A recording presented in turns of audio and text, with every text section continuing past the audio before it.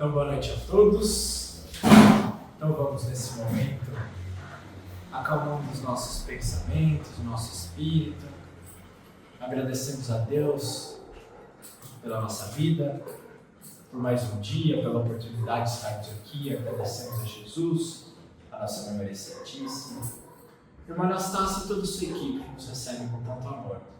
E nessa noite de hoje, em especial, cumprimentamos, agradecemos as equipes veterinárias, as equipes responsáveis pelos trabalhos juntos aos nossos irmãos menores, que possam eles nos envolver, que possamos juntos, encarnados e desencarnados, levar a cada irmão que aqui se encontra e aqueles também que nos acompanham à distância pelas nossas vibrações, estão nos nossos centros de tratamento, aqueles que nos acompanham pelo nosso canal, que também possam receber tudo aquilo que necessitam.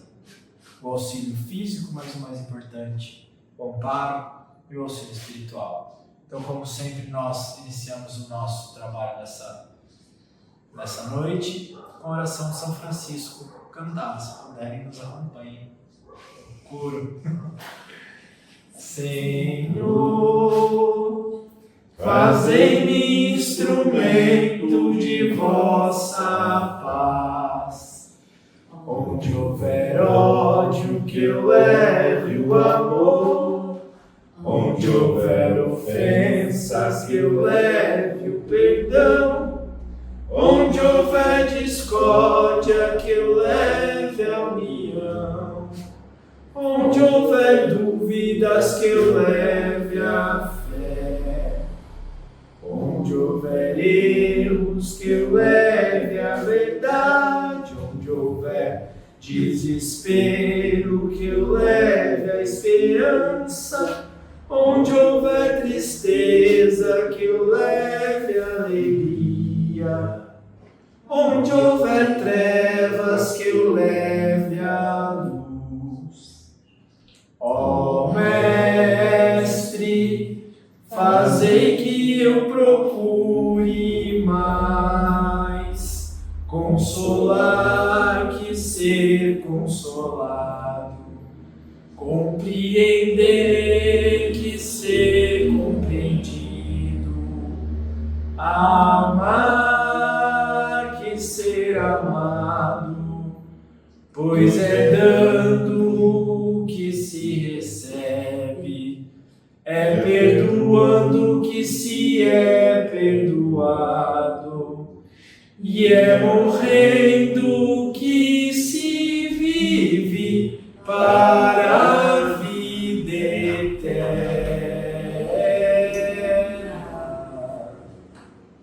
Que assim seja. Então nós vamos para o nosso Evangelho. Alguém gostaria de abrir? Pode abrir. Então o Evangelho foi aberto hoje no capítulo 9. Capítulo 9. Bem-aventurados os que são dóceis e pacíficos. E o item que caiu hoje foi a cólera. Então esse capítulo ele fala para nós. Bem-aventurados os que são dóceis ou mansos e pacíficos. Bem-aventurados os que são dóceis, porque possuirão a terra. Bem-aventurados os pacíficos, porque serão chamados filhos de Deus.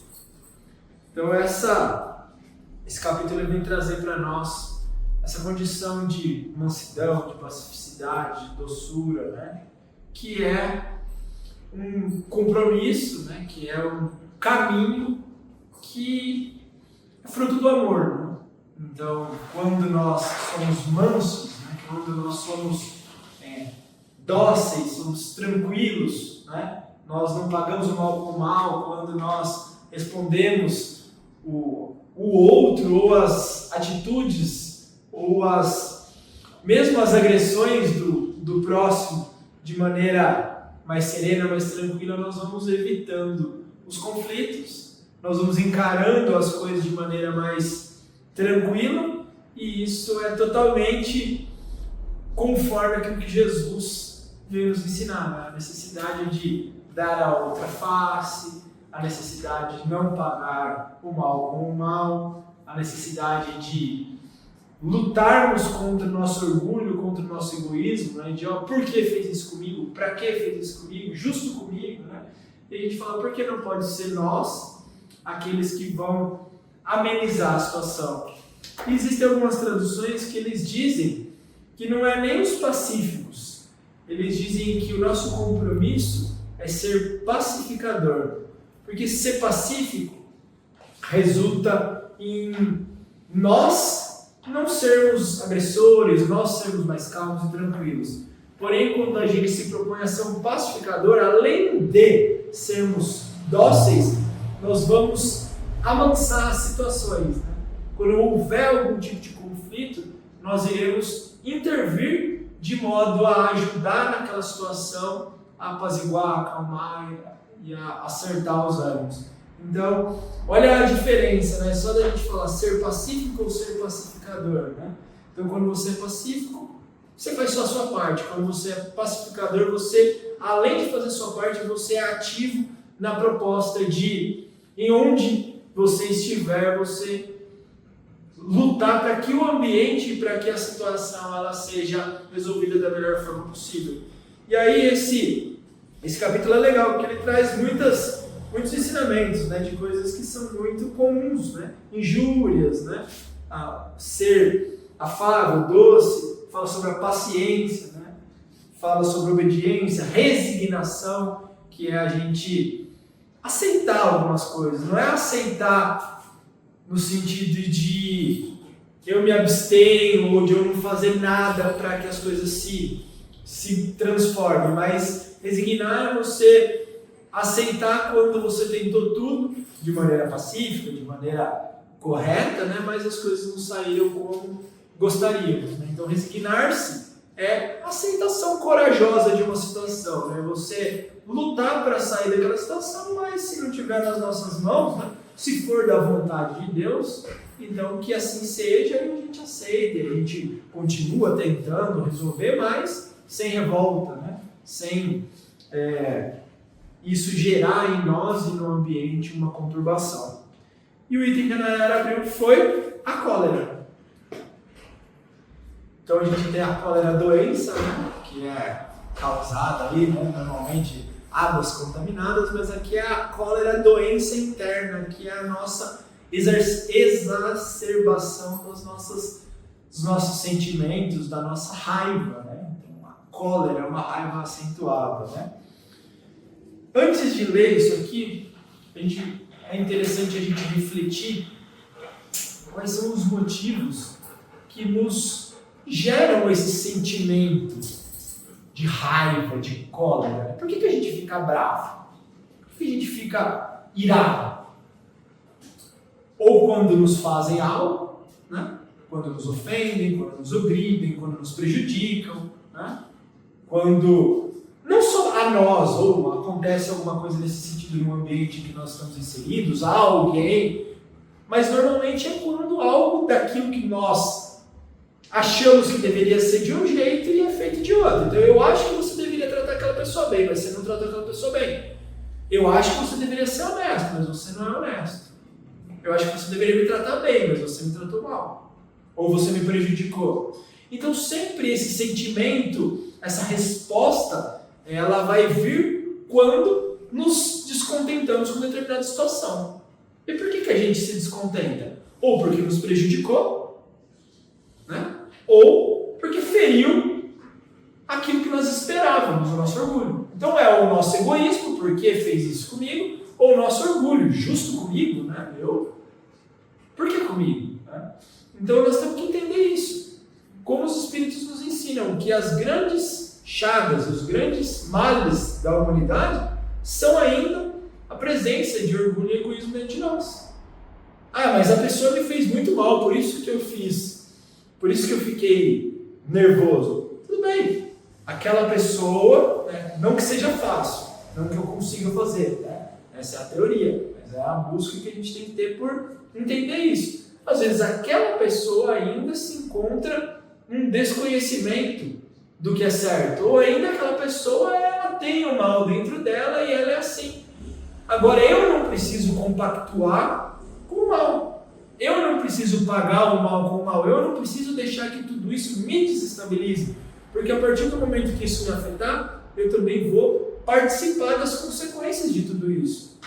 O Chico dizia, né, que é melhor nós sermos os ofendidos, os agredidos, de que nós sejamos os agressores. Por quê? Porque a partir do momento que nós participarmos do revide, ou de fazer aquilo que não é correto, nós teremos as consequências. Enquanto a gente sofre a agressão, quem sabe até ali a gente ganha uns pontos por estarmos resignados, por a gente não pagar o mal com o mal. Mas se a gente deixar isso levar as nossas condutas, os nossos pensamentos para o mal, nós também participaremos, teremos consequência de sair, desviarmos do caminho do bem.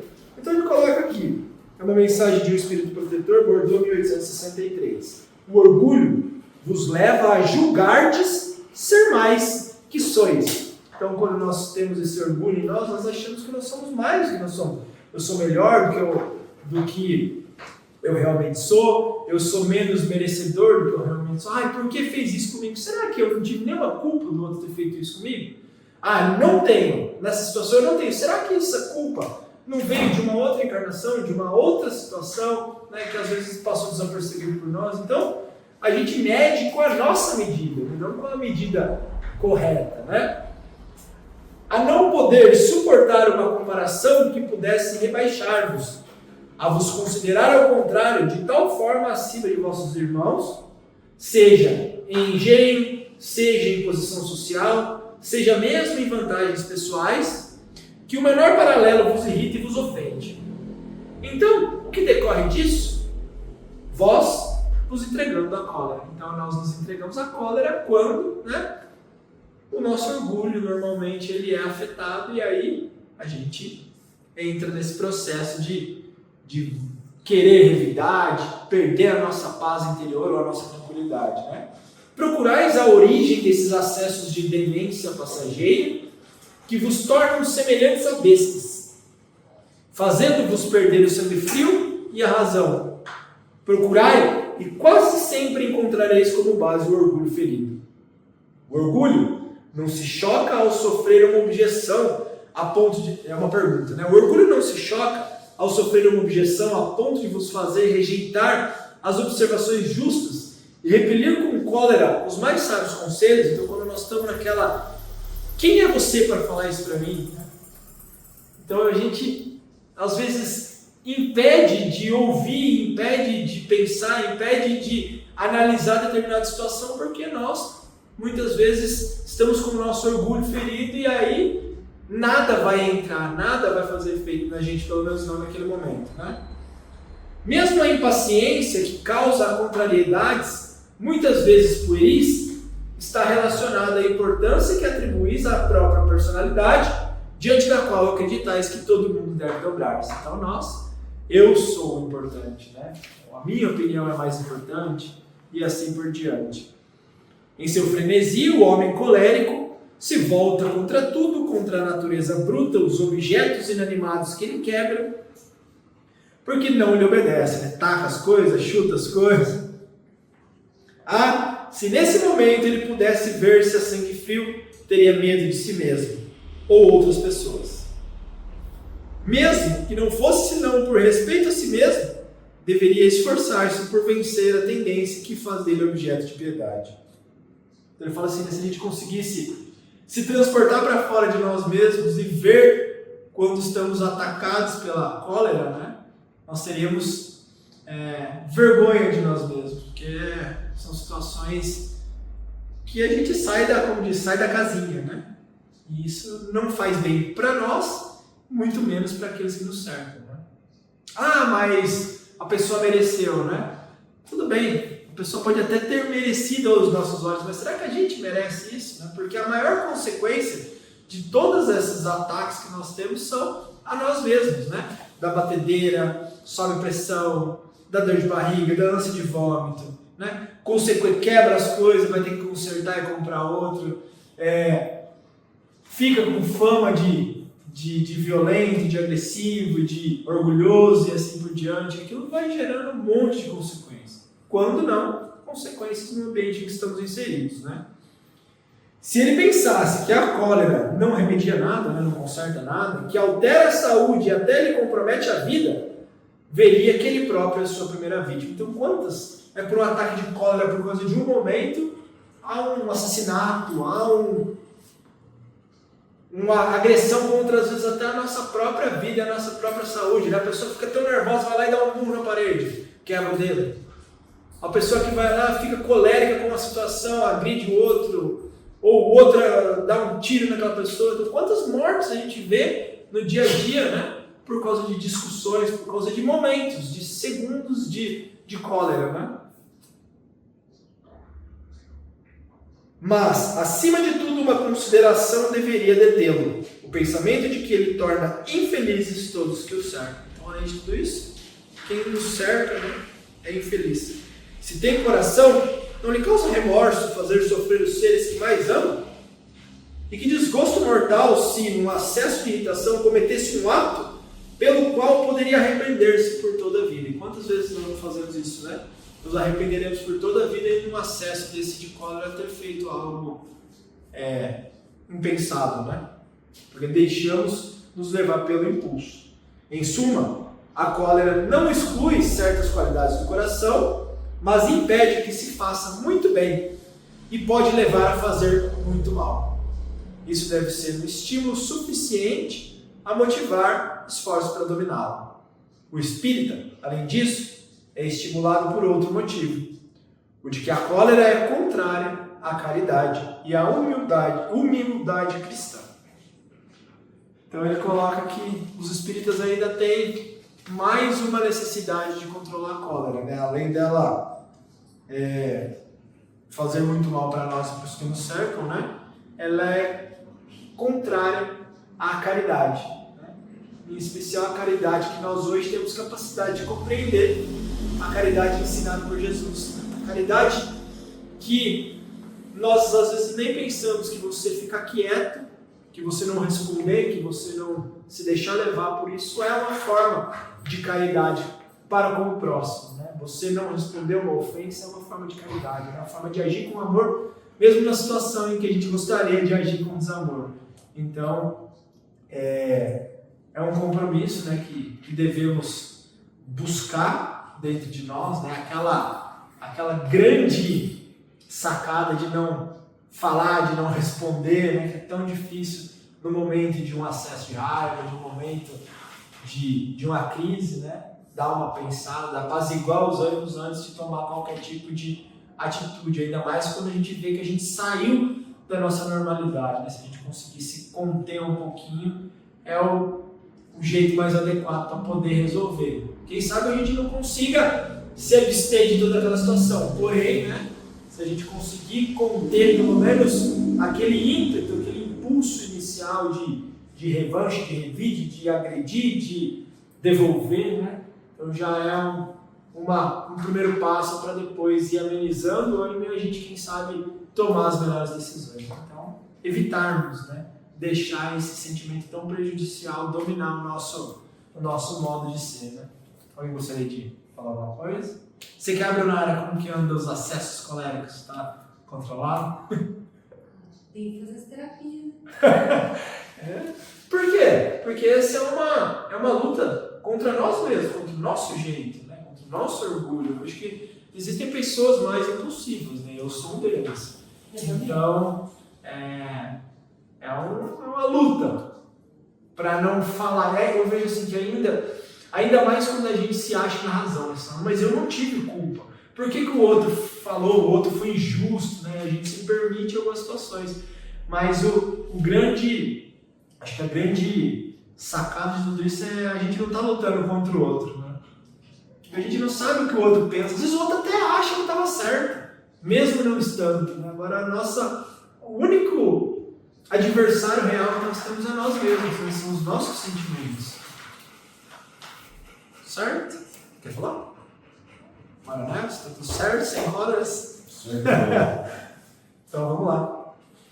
Vamos passar para os nossos passos.